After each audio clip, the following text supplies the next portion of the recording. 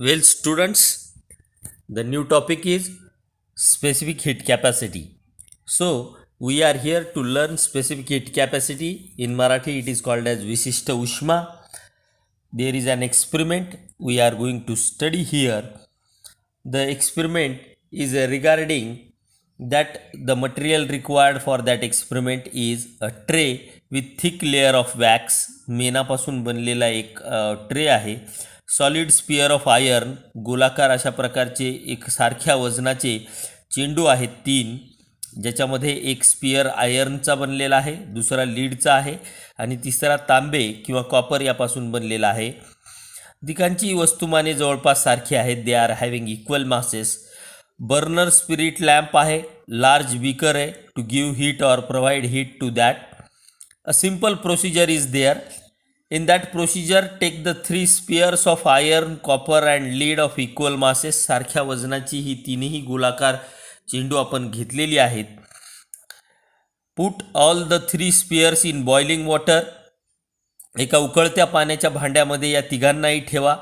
समप्रमाणामध्ये तिघांनाही उष्णता द्या. म्हणजे त्या गोलाकार भांड्याला काय करा, उष्णता द्या.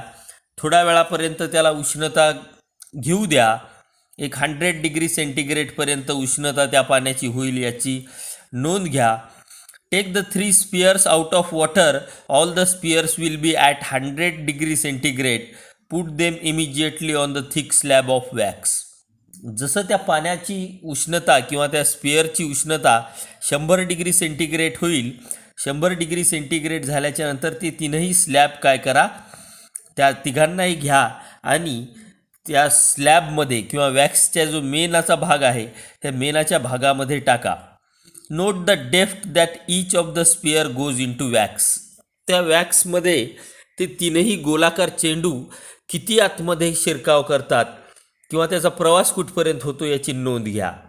आपल्याला असं लक्षात येईल की ऑब्झर्वेशन करत असताना they all absorb the heat energy. त्या तिघांनीही काय केलेली आहे, औष्णिक ऊर्जा जी आहे किंवा उष्णता ऊर्जा जी आहे ती शोषलेली आहे.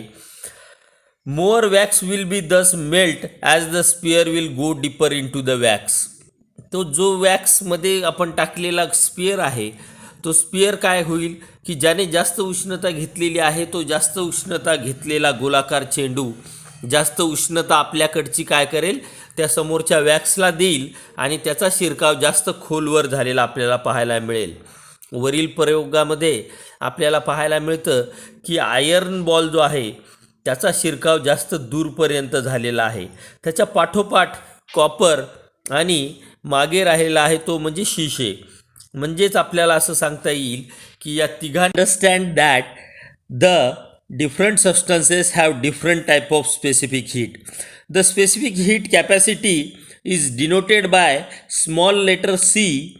The SI unit, that is standard international unit, we are specifying here for specific heat is joule per degree centigrade, kg degree centigrade.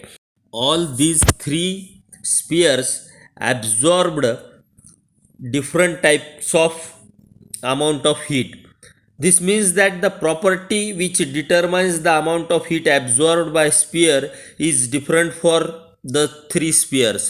म्हणजेच या तीनही जे स्पियर्स आहेत या तीनही स्पियर्सने जरी सारख्या प्रकारची उष्णता घेतली असली तरी शोषण्याची क्षमता या तिघांची वेगवेगळी आहे. ह्या प्रॉपर्टीलाच आपल्याला काय म्हणता येईल, स्पेसिफिक हीट कॅपॅसिटी. नाऊ ह्याच्यावरून आपल्याला डेफिनेशन काय करता येईल तर कोणत्याही पदार्थाचे तापमान 1 डिग्री सेंटीग्रेडने वाढवण्यासाठी त्याला द्याव्या लागणाऱ्या उष्णतेला त्या पदार्थाची विशिष्ट उष्मा असे म्हणता येईल. Means the amount of heat required to raise the temperature of unit mass of an object by 1 degree centigrade is called the specific heat capacity of that object. During this experiment we can understand that different substances have different type of specific heat. म्हणजे प्रत्येक पदार्थाची जी विशिष्ट उष्मा आहे ती वेगवेगळ्या प्रकारची आहे. म्हणजेच उष्णता शोषून ठेवण्याची क्षमता ही प्रत्येक पदार्थाची वेगळी आहे. The specific heat capacity is denoted by the small letter C. The SI unit of specific heat is joule per kilogram degree centigrade and CGS unit is calorie per gram degree centigrade. आपल्याकडे दोन प्रकारची units वापरली जातात. एक standard international unit ज्याला आपण SI unit असं म्हणतो आणि दुसरे एक CGS पद्धतीमधलं युनिट आहे. प्रत्येक पदार्थाची वेगवेगळी उष्मा आहे. CGS युनिटमधले काही पदार्थांच्या स्पेसिफिक हीट आपल्याला दिलेल्या आहेत. वॉटर 1.0, पॅराफिन 0.54, केरोसिन 0.52 आणि अशा पद्धतीनं आपल्याला स्पेसिफिक हा टॉपिक समजला असेल अशी आशा करतो आणि इथे मी थांबतो.